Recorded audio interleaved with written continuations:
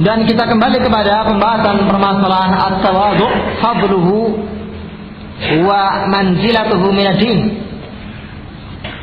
Pada pembahasan yang sebelumnya telah kita terangkan bahwasanya di antara fadilah at-tawadhu' adalah seorang hamba akan dicintai oleh Allah Subhanahu wa taala dengan sifat tersebut. Sifat tawadhu' adalah sifat yang mendatangkan mahabbatullah, kecintaan dari sisi Allah Subhanahu wa taala. Sehingga para aulia Allah, para kekasih Allah Subhanahu wa taala, orang-orang yang dicintai oleh Allah Subhanahu wa taala adalah berarti orang-orang yang memiliki sifat at-tawadhu', sifat merendahkan dirinya, tidak menginginkan popularitas, tidak menginginkan ketinggian, tidak menginginkan kemuliaan di dunia. Yang dia inginkan, yang dia cita-citakan, yang dia prioritaskan adalah kemuliaan dari sisi Allah Subhanahu wa taala. Kita ingat ayat yang sebelumnya dalam surat Al-Qasas, tilka darul akhiratu naj'aluha lilladzina la yuriduna 'uluwan fil ardi wala fasada wal 'aqibatu lil muttaqin. Ayat ini disebutkan oleh Allah Subhanahu wa taala setelah sebelumnya Allah Subhanahu wa taala mengisahkan tentang Qarun, seorang yang banyak hartanya, banyak dunianya, banyak kekayaannya. Demikian pula memiliki sekian banyak perbendaharaan harta. Sampai diterangkan oleh Allah Subhanahu wa taala mengisahkan tentang kunci perbendaharaan Qarun, menggambarkan demikian besarnya gudangnya.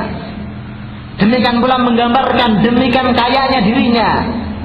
Kata Allah Subhanahu wa taala, wa inna mafatihahu la tanu bil usbati ulil quwwah idz qala lahu qaumuhu la tafrah innallaha la yuhibbul farihin. Sesungguhnya kunci-kunci perbendaharaan Qarun tersebut yang bisa mengangkatnya adalah sekelompok orang yang kuat-kuat dari kaumnya.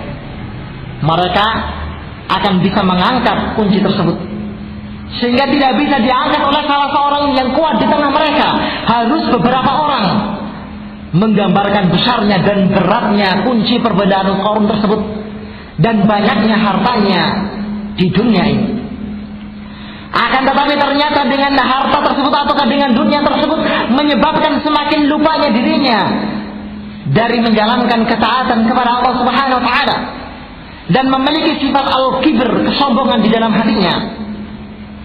Ketika kaumnya mengingatkan, bertakwalah kepada Allah Subhanahu wa taala, ingatlah siapa yang memberikan kepada engkau kekayaan tersebut bukannya datangnya dari sisi Allah Subhanahu wa taala, maka dirinya mengatakan innama utitu ala ilmin 'indi awalam ya'lam anna Allah qad ahlaka min qablihi minal quruni man huwa ashaddu minhu quwwatan wa aktharu jam'a fala yus'alu 'an dzunubihimul mujrimun.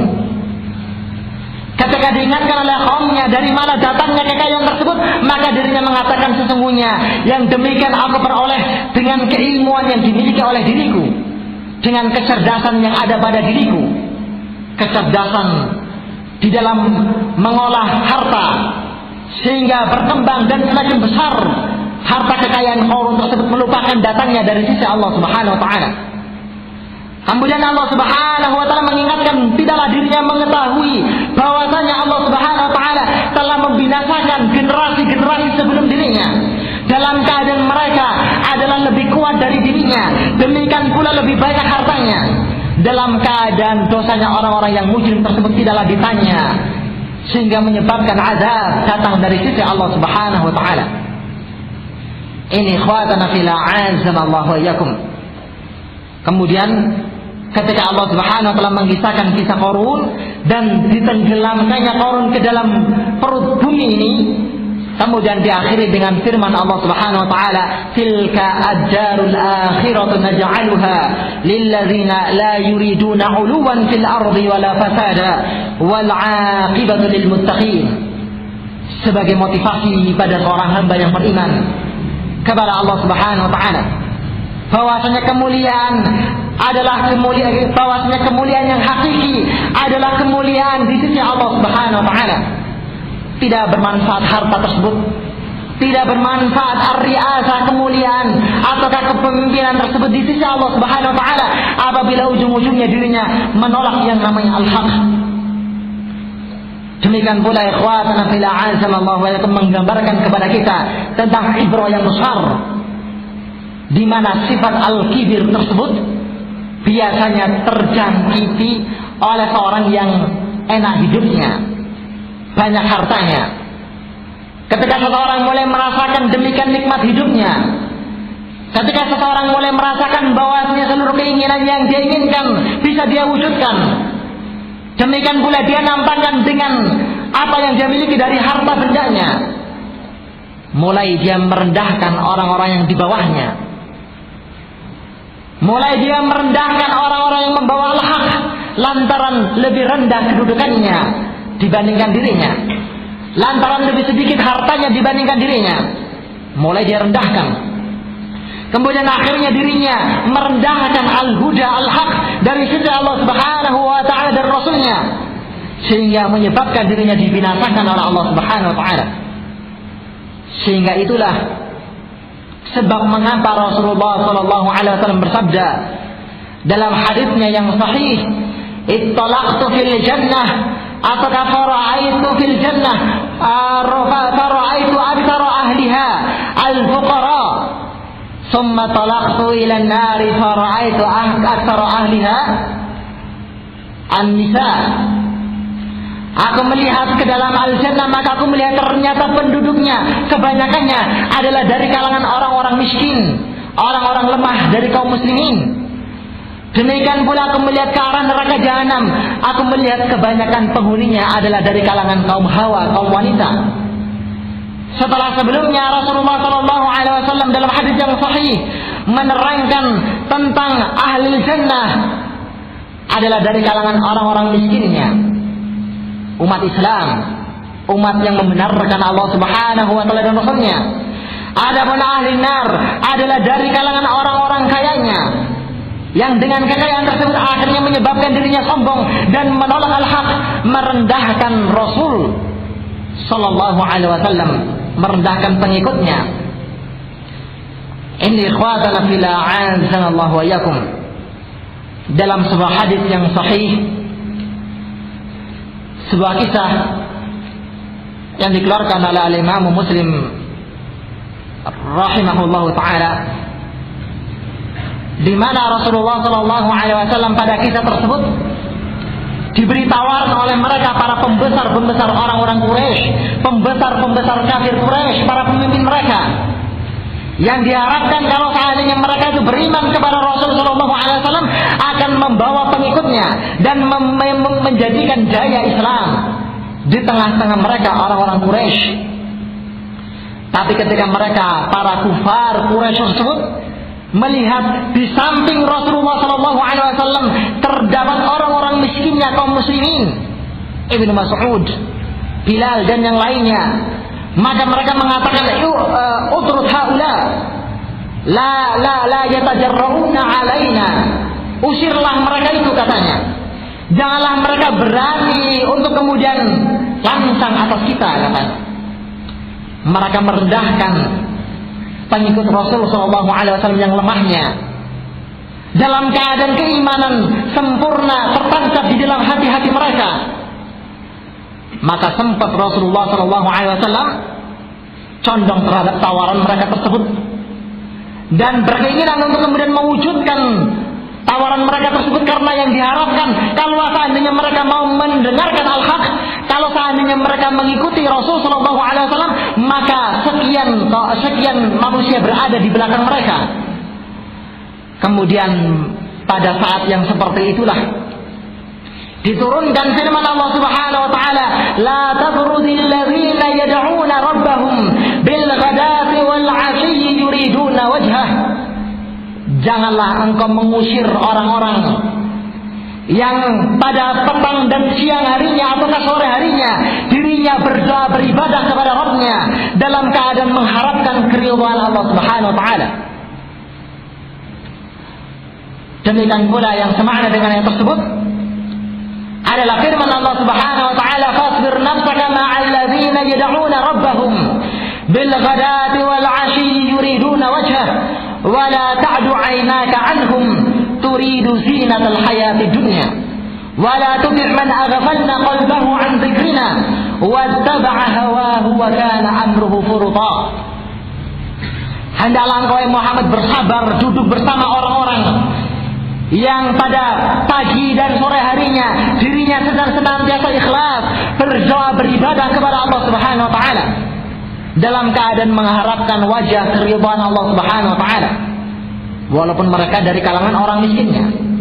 Janganlah engkau palingkan penglihatanmu dari mereka lantaran mengharapkan kehidupan dunia, dan janganlah engkau mengikuti orang-orang yang mengikuti hawa nafsunya dalam keadaan kesudahan perkara mereka adalah furuta, melampaui batas bentuknya. Ini ikhwatana fillah, azanallahu wa iyyakum. Kisah yang masyhur tentang sebab musabab diturunkannya firman Allah Subhanahu wa taala, "Abasa wa tawalla an ja'ahu al-a'ma wa ma yudrika la'allahu yazakka." Dalam surat Abasa dikisahkan tentang asbab nuzuli hadhihi ayat, sebab turunnya firman Allah Subhanahu wa taala tersebut ketika Rasulullah sallallahu alaihi wasallam dihadapkan dengan pembesar kafir-kafir Quraisy dalam keadaan mereka adalah orang-orang yang diharamkan masuk Islam oleh Rasul sallallahu alaihi wasallam. Kemudian ternyata Abdullah bin Ummi Maktum mendatangi Rasulullah sallallahu alaihi wasallam dalam keadaan dirinya buta kedua matanya. Kemudian dirinya mempersaksikan kalimat syahadatnya dan minta dibimbing oleh Rasul sallallahu alaihi wasallam tentang hakikatul Islam. Maka ketika Rasulullah sallallahu alaihi wasallam melihat dirinya dalam keadaan di depan Rasulullah sallallahu alaihi wasallam adalah kufar Quraisy, para pembesar-pembesar mereka, para tokoh-tokoh mereka, maka Rasulullah sallallahu alaihi wasallam berpaling dan disebutkan sifatnya oleh Allah Subhanahu wa taala dengan bermuka masam bentuknya. Kemudian diturunkanlah firman Allah Subhanahu wa taala tersebut dan disebutkan oleh periwayat asar ataukah kisah tentang turunnya firman Allah Subhanahu wa taala tersebut. Ketika turunnya firman Allah Subhanahu wa taala ini, maka Rasulullah sallallahu alaihi wasallam memuliakan Abdullah bin Ummi Maktum sampai ketika Rasulullah sallallahu alaihi wasallam pergi ke satu pertempuran. Kemudian Rasulullah sallallahu alaihi wasallam menjadikan beliau Abdullah bin Ummi Maktum sebagai pengganti dirinya. Kemuliaan yang diberikan, demikian pula kehormatan dari sisi Rasul sallallahu alaihi wasallam kepada Abdullah bin Ummi Maktum radhiyallahu taala anhu, yang disebutkan oleh Allah Subhanahu wa taala tentang ketakwaannya, keimanannya. Demikianlah ikhwatana fillah, azanallahu wa iyyakum. Hendaklah kita senantiasa bersikap tawadhu. Hendaklah kita merendahkan diri kita dari siapapun mereka, apakah dari kalangan orang-orang miskinnya. Kalau seandainya ternyata dengan kemiskinan mereka adalah menyebabkan kemuliaan yang mereka dapatkan dari sisi Allah Subhanahu wa taala, maka kita hormati mereka dengan kesabaran mereka. Kita hormati mereka dengan apa yang mereka miliki dari sifat ar-ridha, kelapangan dada mereka di dalam menerima takdir Allah Subhanahu wa taala. Disebutkan dalam sebuah kisah yang dikeluarkan oleh Al-Imam Al-Bukhari rahimahullah ta'ala secara mursal, dan hadis ini disambung sanadnya oleh imam yang lainnya. Ketika salah seorang sahabat Rasulullah sallallahu alaihi wasallam memandang dirinya memiliki kelebihan atas orang-orang miskinnya, maka ketika berita ini sampai kepada Rasulullah sallallahu alaihi wasallam, maka Rasulullah sallallahu alaihi wasallam menyatakan, hal tunsaruna wa turzaquna illa bidu'afaikum. Bukanlah kalian ditolong oleh Allah Subhanahu wa taala, demikian pula bukanlah kalian diberi rezeki oleh Allah Subhanahu wa taala lantaran sebab orang-orang lemah yang ada di tengah-tengah kalian dengan kelemahan mereka. Maka Allah meluaskan sebagian rezeki hambanya untuk kemudian dengan rezeki tersebut menafkahkan dan membantu orang lemah tersebut. Ini hikmah yang digariskan oleh Allah Subhanahu wa taala dan Rasulnya. Demikian pula ikhwatan fillah azanallahu wa iyyakum dalam sebuah hadis yang sahih, di antaranya dikeluarkan oleh Imam Al-Bukhari rahimahullahu taala, Rasulullah sallallahu alaihi wasallam bersabda, "Rubba madfu'in bil abwab, law aqsama 'ala Allah la abarra'ahu." Barangkali saja di sana ada seorang yang miskin yang ketika datang dari satu pintu ke pintu yang lainnya, dirinya ditolak dan tidak dipersilahkan masuk oleh pemiliknya lantaran kehinaannya dan miskinnya dirinya. Tapi kalau seandainya dirinya mau bersumpah dengan nama Allah Subhanahu wa taala, minta untuk kemudian dicukupi hidupnya, minta untuk kemudian dilepas kemadaratannya, minta untuk kemudian dilepas kesusahannya, pasti dan pasti Allah Subhanahu wa taala akan mengabulkan dan mewujudkan keinginannya tersebut. Karena ketakwaannya, keridhaannya, kesabarannya di dalam menerima takdir Allah Subhanahu wa taala. Demikianlah ikhwatana fillah a'azzanallahu wa iyyakum, bagaimana Allah Subhanahu wa taala, demikian pula bagaimana Rasulullah sallallahu alaihi wasallam sangat menganjurkan kita untuk kemudian bersikap tawadhu kepada orang-orang lemah yang ada di tengah-tengah kita. Kita muliakan mereka dengan keimanan mereka. Kita muliakan mereka dengan kesabaran mereka. Kita muliakan mereka dengan keridhaan mereka di dalam menerima takdir Allah Subhanahu wa taala. Demi Allah, kalaulah seandainya mungkin ada sifat kesombongan pada diri kita, kalaulah seandainya kemiskinan mereka tersebut diberikan oleh Allah Subhanahu wa taala kepada diri kita, apakah mungkin kita bisa sesadar mereka dan selapang mereka serta seridha mereka di dalam menerima takdir Allah Subhanahu wa taala? Ini ikhwatana fillah a'azzanallahu wa iyyakum. Sehingga dalam sebuah hadis yang sahih dikeluarkan oleh Imam Al-Bukhari rahimahullahu taala, pada hadis yang sebelumnya telah kita singgung dan telah kita sebutkan, di mana ketika Rasulullah sallallahu alaihi wasallam duduk bersama para sahabatnya, tiba-tiba saja datang atau lewat di hadapan mereka dalam keadaan pakaiannya bagus, menggambarkan demikian mulianya dan terhormatnya orang tersebut. Kemudian Rasulullah sallallahu alaihi wasallam berkata kepada seorang yang duduk di sampingnya, "Ma ra'yuka fi hadza?" Bagaimana pandanganmu tentang orang tersebut? Maka orang ini mengatakan, "Ya Rasulullah, hadza min asyrafin nas. Lau ankaha ayyunkaha, walau syafa'a ayyu syafa'a, walau qala la yusma' liqaulihi." Ini adalah dari pembesarnya kaum muslimin, pembesarnya manusia. Kalaulah seandainya dirinya mau menikah, maka akan diterima nikahannya tersebut. Demikian pula kalaulah seandainya memberikan syafaat kepada yang lainnya, maka akan segera diterima syafaatnya karena kemuliaannya, kehormatannya, dan banyaknya kekayaannya. Demikian pula kalaulah seandainya orang yang seperti ini mengucapkan ucapannya, bercerita atau yang semisalnya, maka akan didengarkan oleh yang lainnya, hormat dan menyanjungkan dirinya. Tapi Rasulullah SAW tidak memberikan komentar kepada apa yang dikatakan oleh sahabat tersebut. Sampai kemudian tiba-tiba saja Allah Subhanahu wa taala memunculkan laki-laki lainnya. Yang Rasulullah SAW kembali bertanya kepada sahabatnya, "Ma ra'yuka fi hadza?" Bagaimana pandanganmu, penglihatanmu tentang orang tersebut?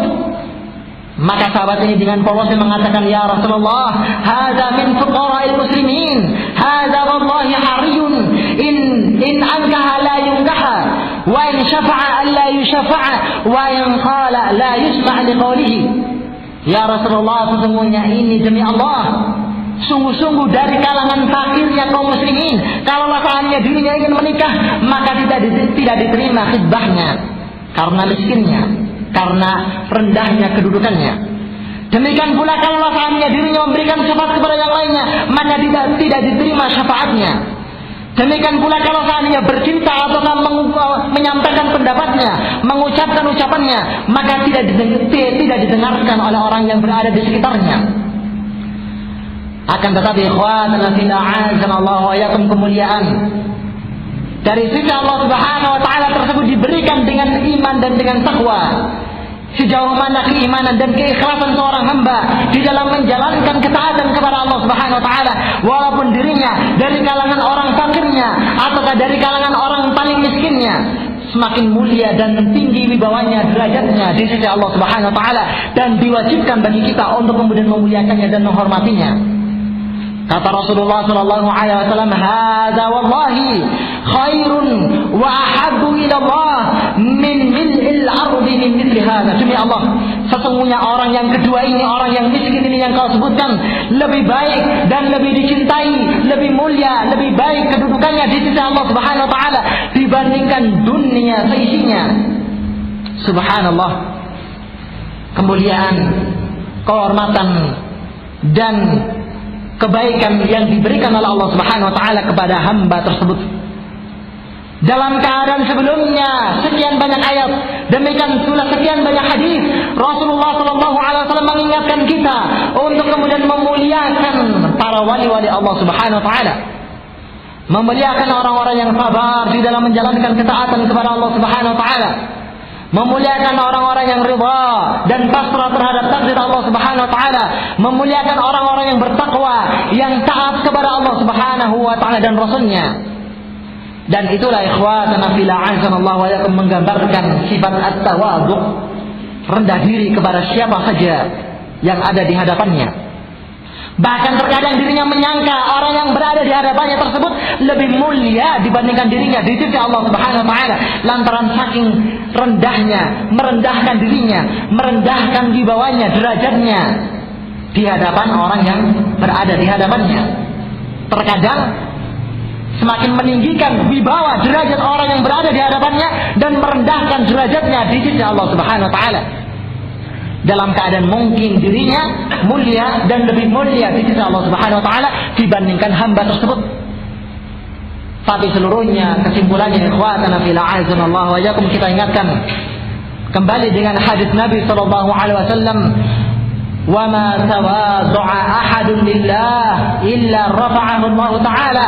Tidaklah seorang hamba memiliki sifat tawadhu, merendahkan dirinya di hadapan yang lainnya hanya lantaran Allah Subhanahu wa taala, maka melainkan Allah Subhanahu wa taala akan semakin mengangkat dirinya.